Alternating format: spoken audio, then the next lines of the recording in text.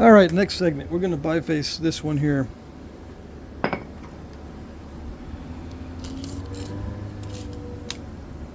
This one is 5.5 by 4.5. The one previous, I didn't measure the initial size. This is 3 5/8. I didn't measure the initial size because I forgot, and it didn't matter too much. It was just a small piece. People are more interested in larger pieces and how to preserve the length of larger pieces. Okay. So I'm going to try to preserve the length on this. It looks like an amoeba chert, just at first glance. Now, I did not remove these flakes. They were removed, I guess, during the gathering process when my friend gathered these up. All right, so this is a good place to start hitting, in my opinion. So let's see. This is like a 13-ounce bopper. I ground these down so you can't see what I wrote on here before, and I don't have my scale to remeasure, so I don't know exactly what the weight is. So this is probably an amoeba chert, because that broke just like an amoeba chert, which is a high-grade stuff. It is brittle, so keep in mind, this is what I mean by snap and halfish. If it breaks that easily at this stage, when it's just flaking, that means it's kind of brittle. I have to be careful not to be too aggressive. Okay? Just as a first impression, it might not be that snap and halfish, but I've got to assume that it is when the flakes break up like this in the beginning. That should have just been a solid flake. Yeah.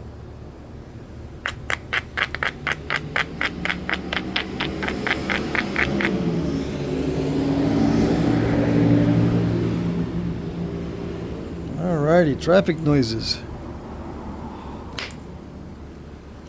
Yeah, this is good material. High grade stuff.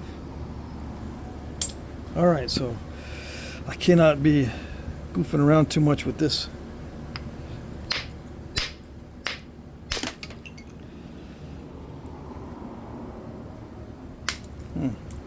That took more hits than I thought it would take. Hopefully there's not a lot of extra cracks in there. Those are called incipient cracks when there's extra cracks because of so much hitting in the same spot. That one should be good. Yeah. Alright, so that flake stayed together, so that's promising. If it had broken up also, it'd worry me.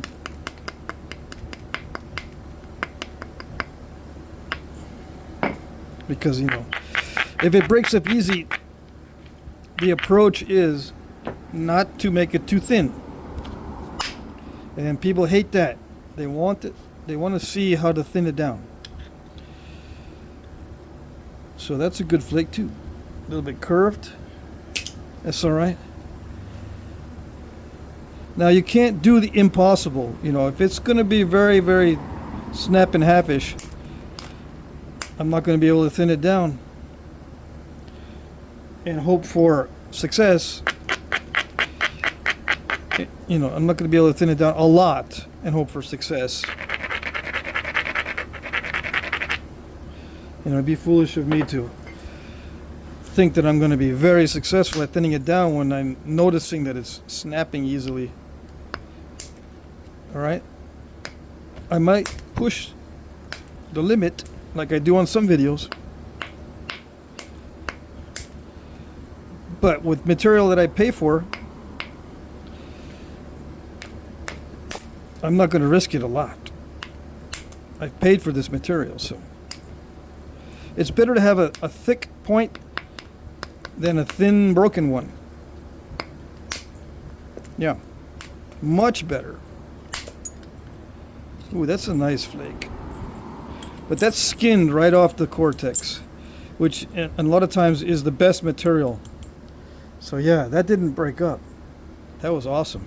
But yeah, like I said, this might be because I napped through the best material in this nodule. far as flexibility and nappability right under the cortex. We'll see how it is in the center. I haven't gotten to the center of this Tootsie Pop yet. Okay. So I'm just removing the edges. And I'm thinning a little bit at the same time whenever the opportunity presents itself. I could switch to a lighter bopper, but this one, it feels pretty good. I can still wield it and not worry about over striking too hard.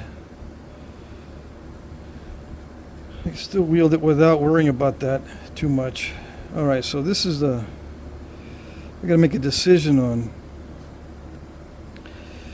which way I want to go with it. Do I want to favor this side or favor that side as far as the plane of the biface?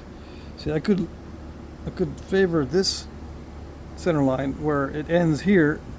See, from that point to the tip, that could be one center line option. The other option is to go from this tip to that center. So that would be this or this. They're a little bit apart. See how much apart they are? So I can do either center line, that one or that one. And they're that much apart. So I've got to figure out where am I going to do it. I can take this off right now and see how that works. This is a bad area, so that's a consideration. It might be better to save this side because of that imperfection. So that's one of the reasons why I'm turning it around and not knowing where to strike next, because there's some options that I could take here. Either one would probably be okay. But what side is less risky? Probably the side that favors this one. Yeah, because this, I don't know how deep that goes, and that's not a good thing. Yeah. So I'll probably have to get rid of this mess here. Yeah. So I'll do that. I'll work toward getting rid of this side and saving this side. Okay, so I'm going to leave the middle thick for now. This is going to be the middle of the future biface. And it's going to be I'm going to favor this side and remove more of this side than I am of this side. Okay? All right. It could change though as I nap. Something could come up to change my mind. Yeah. But for now, everything is going to be done to remove this mass here. Okay. It might not look that way. As I progress, it might not look like I'm trying to get rid of this, but it'll fall into place here in a minute. Hopefully, you'll see.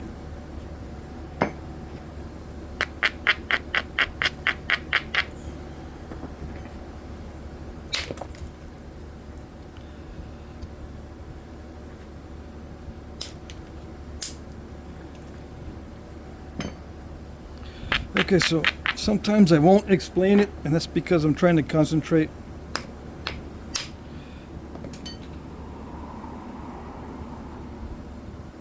Trying to reduce my brain activity, actually, so that my subconscious is not interfered with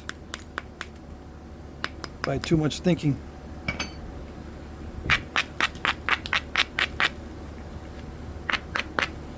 I'm just going to do what feels right as far as these strikes go.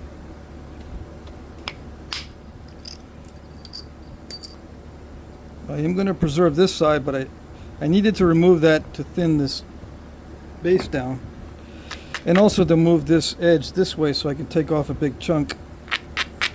I am losing length doing that, but as I come around zigzagging, I've got to lose at least a little bit of length.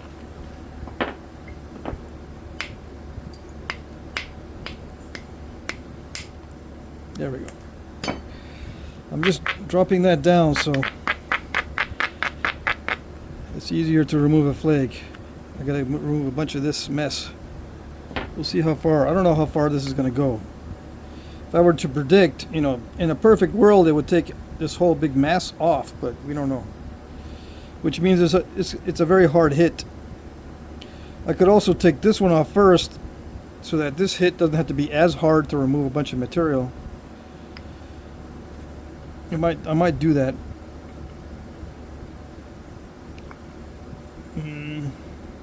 But I do want. I think I want to do this first. Yeah. Good. Very good. I did hit that hard. So this satisfies my curiosity to see what's underneath that. See that? Luckily, it doesn't go too deep. I can see it's probably gonna not be all that deep. Yeah. If it still looked like this or worse, I'd be in trouble. But it looks better. Yeah. So it's good, and I can probably make an arrowhead out of that one, although it's a bit curved, which means it's going to be a small arrowhead, but I could still make one. And then if I want to take this flake off now, it's not going to be difficult. It's only a short flake required to remove that lump. But I'm going to continue to zigzag for now because I'm doing this by feel. Logically, it might be better to take off some of this other stuff.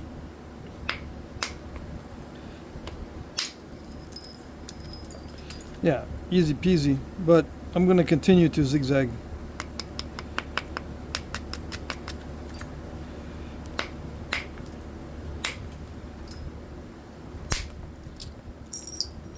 And, you know, I'm napping into that area, that bad area, to see if I can get it under it.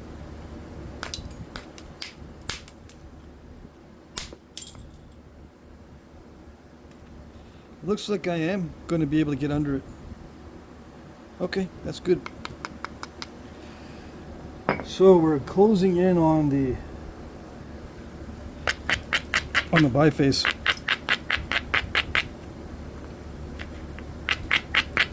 We're almost there.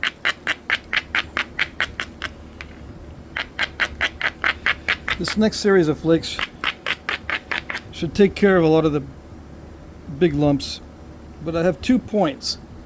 2 points is the best way to preserve length. If you have to flatten one side, you lose a lot of length no matter what. Most rocks are not flat on one side.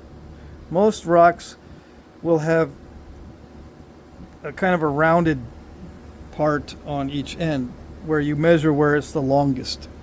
The easiest shape to do when preserving length is a double point. Okay?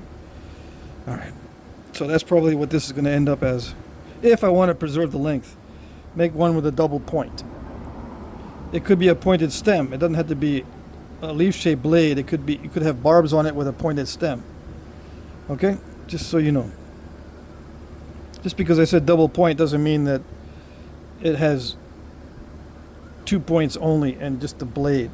It could be a pointed stem and a pointed tip. Okay. What is the most logical thing to do now? Be very careful with it. That's the most logical thing. And take off flakes very carefully. Because you never know, this could snap in half if I get too confident. Even at this stage, I can still snap it in half if I stop worrying about it, and if this gets too thin in the middle. I like it when it's thick like this, and I tend to hit the ends more at this stage, you know, thin the ends further at this stage, which means I'm hitting them more, than to try to thin the middle out right now. Okay, so I'm probably going to go around and carefully thin the ends down a little more. Yeah. Okay. And the smaller bobber might be easier to control. Yeah, for more accuracy. The accuracy has to increase as you get more refined, as the biface becomes more refined. It has to.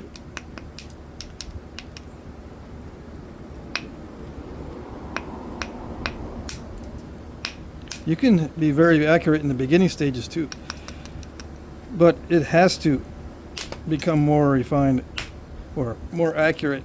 Your strikes have to become more accurate as it becomes more refined and thinner and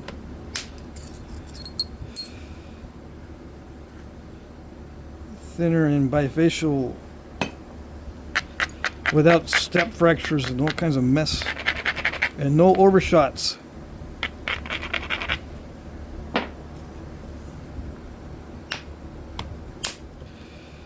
As you get thinner, overshots become more and more of a problem.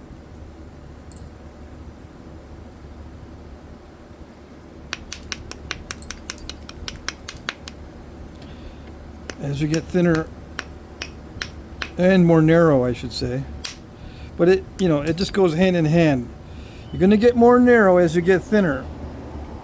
And if you have an overshot, you're going to reduce the width unnecessarily when you're trying to refine the biface. In the beginning stages, it's not too bad.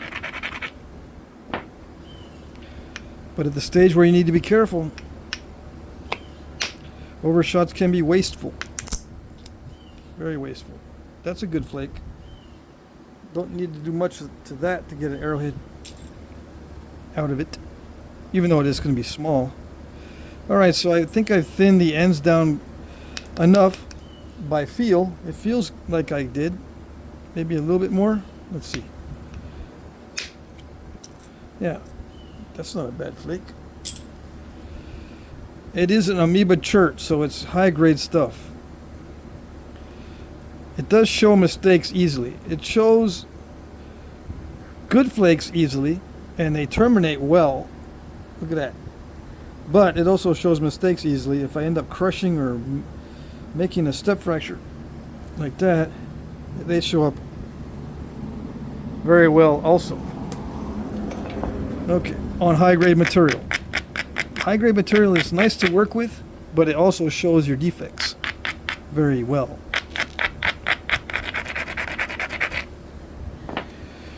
Okay. Why doesn't other types of stone show your defects well? Well, some of the lower grade stone, you'll notice that it's very smooth when you remove a flake. The flake scars don't show very much.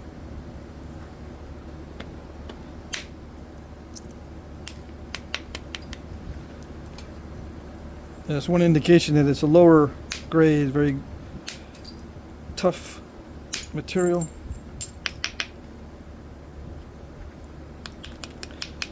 But not always. But just in general, you can kind of tell what's tough material by the way the flake scars look.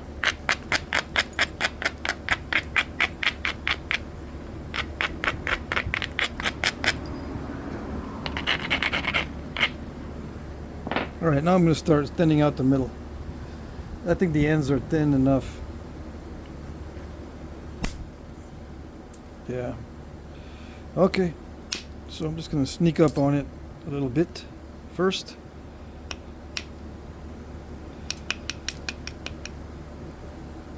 Remember, I'm going to be very careful with it. I could still snap it in half at this stage. If I'm not trying to explain it, I go a little bit faster.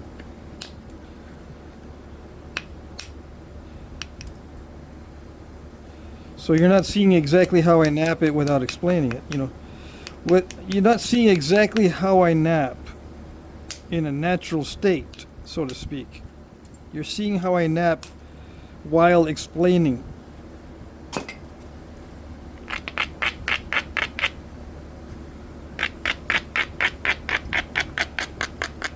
Why does that matter? Because you might get it in your head that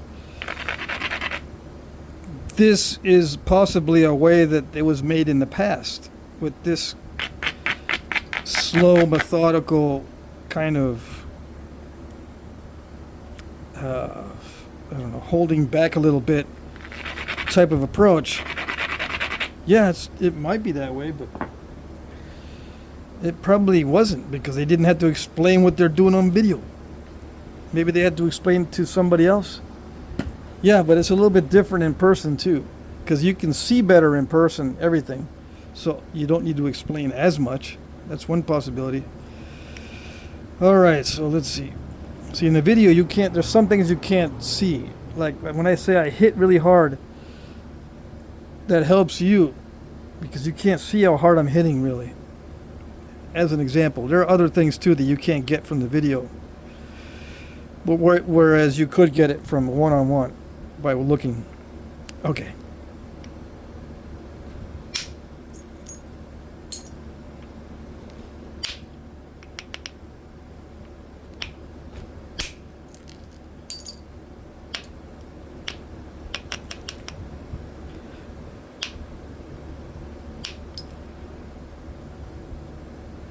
And I'd rather miss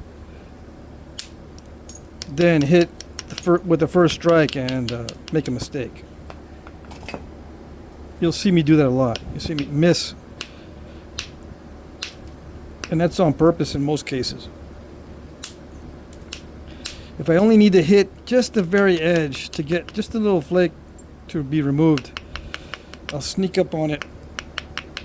Or if it's just a small area to hit, I want to make sure that I'm accurate. If I try to hit it on the first strike, it reduces my accuracy. Sometimes I have to hit it on the first strike because there's no other place to hit to get used to it, or to warm up to it, or to, I don't know, sneak up on it. This one I have to hit pretty hard, so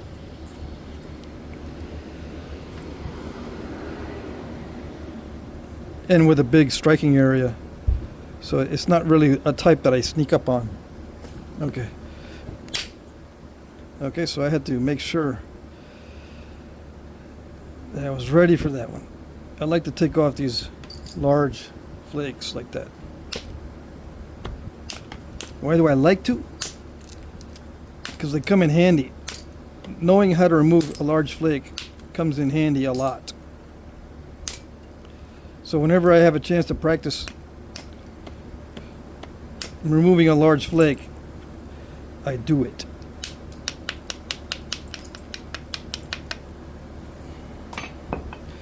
One reason for removing a large flake that is handy is that you can make something out of it.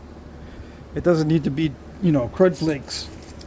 I could do a series of crud flakes that are too thin or too curved or too small to do anything with.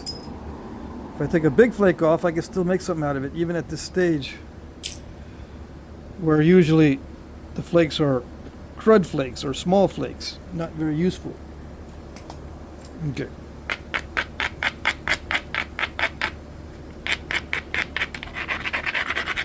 Just a little bit more and I'll be moving on to the next biface.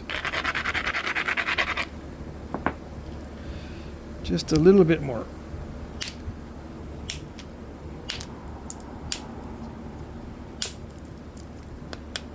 Yeah, it's nice.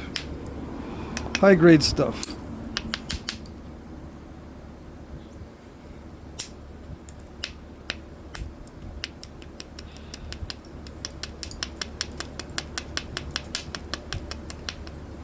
Yeah, high grade stuff has good terminations. It doesn't crush on the edges very much. It's consistent all the way through, pretty much. No nasty spots and nasty areas. And the color is good. This has got everything except color. So if it's got everything except color, a nice color, it's a 9. If it's got everything as far as high grade, including the color, it's a 10. On a scale of 1 to 10, with 10 being the best and 0 or 1 being lowest grade. Okay, this is like an 8 or 9. Still haven't seen how consistent it is. It might still have bad areas like this, which is not good. This might actually go through into weird areas in here, or it might be a weird spot going into deep areas. That's not good. That'll reduce the rating. See, I don't know the rating until after it's done. Which way did this go here?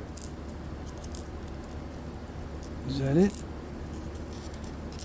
It felt like it was the other way. Yeah, okay, that's the way. Very nice. I could not predict that.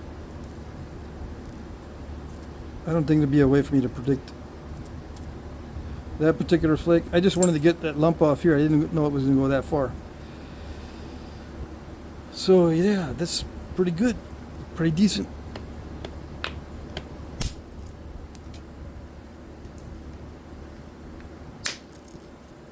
Yeah, that's it.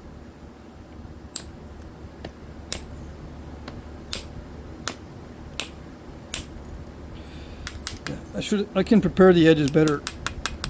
That's why that didn't go very well. But it doesn't matter.